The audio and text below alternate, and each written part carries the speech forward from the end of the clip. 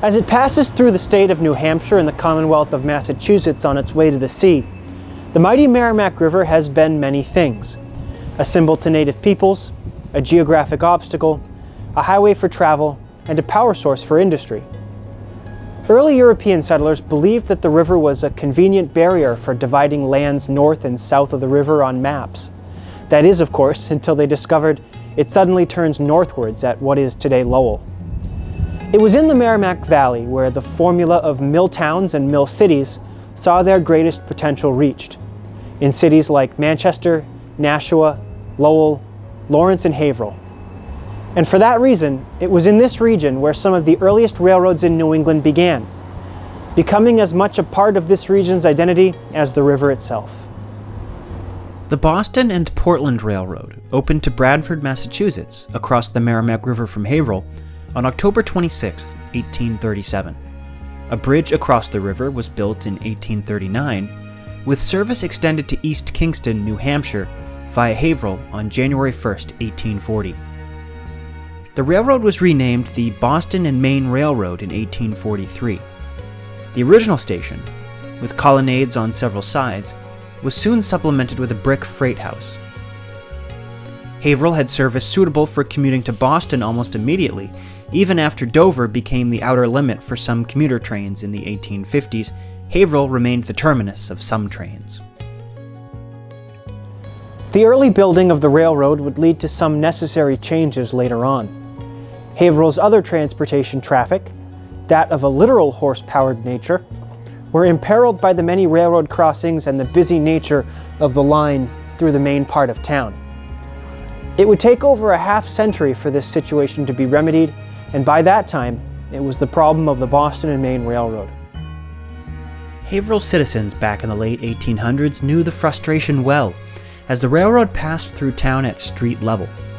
Trains heading north or south stopped at the grade crossing at Washington Street and Railroad Square and held up traffic in the area. Granted, it was the horse and buggy days, but the frustrations were still the same. The decision was made in 1900 to abolish the street-level crossings for public safety and convenience. How exactly to do it was another question. Complicating the plans was the close proximity to Washington Street of the railroad bridge that crossed the Merrimack River. Because the bridge was only 15 feet above flood stage, the bridge could not be lowered to allow railroad tracks to pass under Washington Street. And due to the close proximity to the tracks of the brick buildings at the time, raising the railroad grade was out of the question.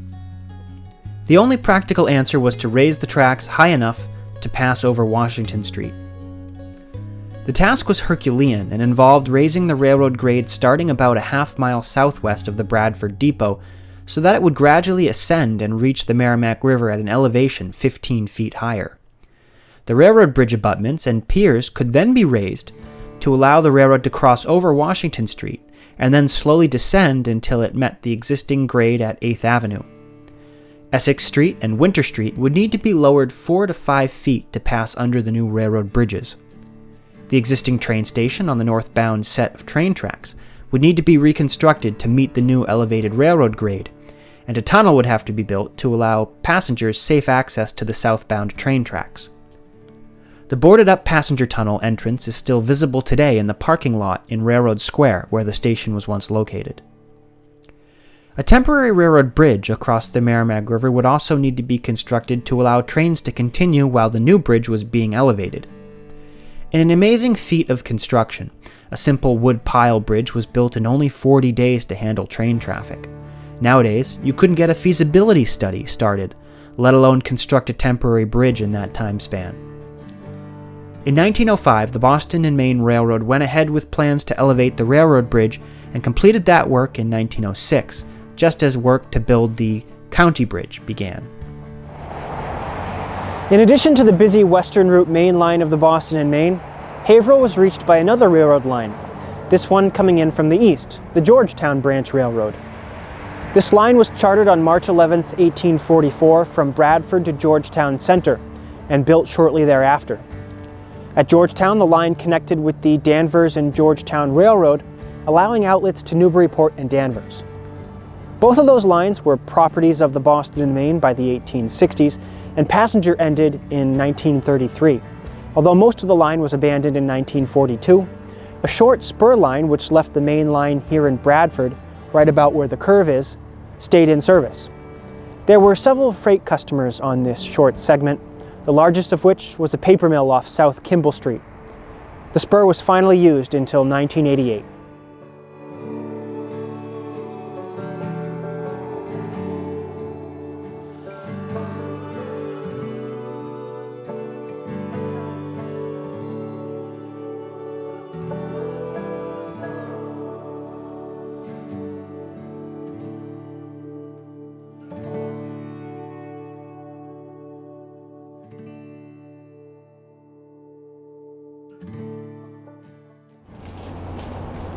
As a busy location on the Boston and Maine's Western Route main line, Haverhill saw much railroad history fly by over the course of the next 60 years.